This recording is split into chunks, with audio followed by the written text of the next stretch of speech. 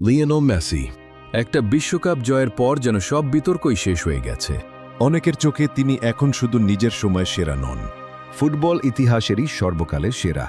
অন্যদিকে মাত্র 18 বছর বয়সেই পুরো ইউরোপকে চমকে দিয়েছেন লামিন ইয়ামাল। যে বয়সে বেশিরভাগ ফুটবলার এখনও সিনিয়র দলে জায়গা পাওয়ার জন্য লড়াই করে, সে বয়সেই ইয়ামাল ইউরো জিতেছেন, বড় বড় ডিফেন্ডারদের নাচিয়েছেন আর স্পেনের ভবিষ্যৎ হিসেবে নিজেকে প্রতিষ্ঠিত করেছেন। তাই এখন একটা প্রশ্ন বারবার উঠে আসছে, মেসির পর ফুটবলের নতুন রাজা কি সত্যি লামিন ইয়ামাল হতে পারবেন, নাকি মেসির মতো একজন ফুটবলার ফুটবল আর কখনোই পাবে না? কারণ শুধু প্রতিভা থাকলে কিংবদন্তি হওয়া যায় না। ক্যারিয়ারকে টেনে নিতে হয় বছরের পর বছর, জিততে হয় বড় বড় ট্রফি, ভাঙতে হয় রেকর্ড, আর সবচেয়ে বড় কথা, কোটি কোটি মানুষের প্রত্যাশার চাপ নিয়েও নিজের সেরাটা দিতে হয়। আজকের ভিডিওতে আমরা দেখব মেসি আর লামিন ইয়ামালের মধ্যে আসলে পার্থক্যটা কোথায়, কোথায় মেসি এখনো অনেক এগিয়ে, আর কোথায় ইয়ামাল ইতিমধ্যেই সবাইকে অবাক করে দিয়েছেন। ফুটবলের পরবর্তী রাজত্বটা সত্যি কার হাতে যেতে পারে? ফুটবলে বড় খেলোয়াড় হওয়া আর কিংবদন্তি হওয়া দুটো এক জিনিস নয়।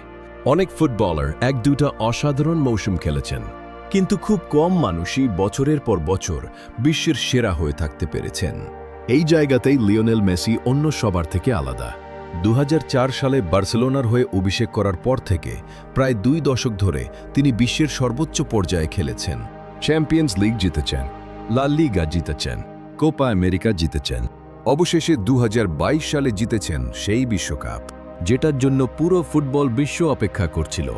এর সঙ্গে রয়েছে 8টি ব্যালন ডিওর, যেটা এখনও পুরুষ ফুটবলের ইতিহাসে সর্বোচ্চ। অন্যদিকে লামিন ইয়ামালের গল্পটা একেবারেই অন্যরকম। তার ক্যারিয়ার এখনো শুরুই বলা যায়, কিন্তু শুরুটা এমন হয়েছে যেটা দেখে অনেকেই ভবিষ্যতের সুপারস্টার দেখতে পাচ্ছেন। মাত্র 16 বছর বয়সে বার্সেলোনার মূল দলে সুযোগ, এরপর স্পেন জাতীয় দলে অভিষেক, আর ইউরো 2024-এ এমন পারফরম্যান্স যেটা তাকে রাতারাতি পুরো বিশ্বের আলোচনায় নিয়ে এসেছে।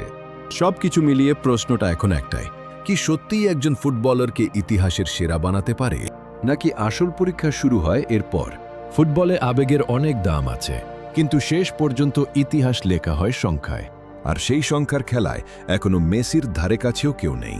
ক্লাব আর জাতীয় দল মিলিয়ে 8 শতাধিক গোল, 3 শতাধিক অ্যাসিস্ট, 4 ডজনেরও বেশি বড় ট্রফি, বিশ্বকাপ, কোপা আমেরিকা, চ্যাম্পিয়ন্স লিগ, ফুটবলের প্রায় সব বড় শিরোপাই তার ক্যাবিনেটে রয়েছে। অন্যদিকে লামিন ইয়ামালের পরিসংখ্যান এখনও স্বাভাবিকভাবেই অনেক ছোট, কারণ তার ক্যারিয়ার অনেক ছোট। তবে যেটা সবাইকে অবাক করছে তা হলো তার বয়স।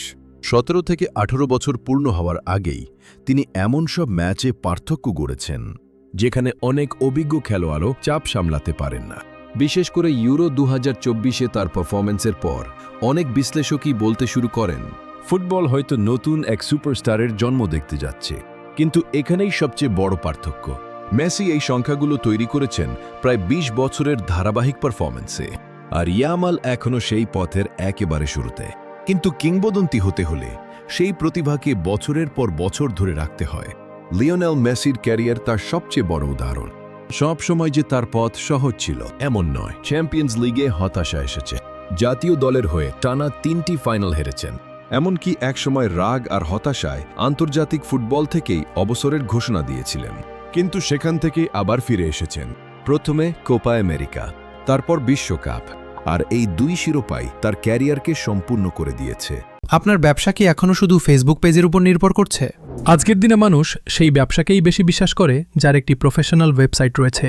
তাই ওয়ার্শিপ বিডি নিয়ে এসেছে বিশেষ offer, domain, hosting, mobile friendly design, WhatsApp integration এবং আরও অনেক কিছু সহ আপনার ব্যবসাকে একটি বিশ্বস্ত ব্র্যান্ডে রূপান্তর করুন। আর এখনই হোয়াটসঅ্যাপে যোগাযোগ করুন অথবা ডিসক্রিপশনের লিঙ্কে ক্লিক করুন। অন্যদিকে ইয়ামালের সামনে এখনও অনেক দীর্ঘ পথ। তাকে ইনজুরি এড়াতে হবে, ফর্ম ধরে রাখতে হবে, প্রতি মৌসুমে নিজের মান প্রমাণ করতে হবে, কারণ ফুটবলের ইতিহাসে অসাধারণ প্রতিভার অভাব কখনো ছিল না। কিন্তু সময়ের পরীক্ষায় টিকে থাকতে পারেনি অনেকেই। এখন দেখার বিষয়, ইয়ামাল কি সেই ভুলে যাওয়া প্রতিবাদের একজন হবেন, নাকি সত্যি নতুন একটা যুগ শুরু করবেন? লিওনেল মেসির সঙ্গে লামিন ইয়ামালের তুলনা করার সময় এখনও আসেনি, কারণ একজন নিজের ক্যারিয়ারের প্রায় সব স্বপ্নই পূরণ করেছেন, অন্যজন সেই পথের একেবারে শুরুতে। বর্তমান প্রজন্মের সবচেয়ে বড় প্রতিভাদের একজন ইতোমধ্যেই লামিন ইয়ামাল।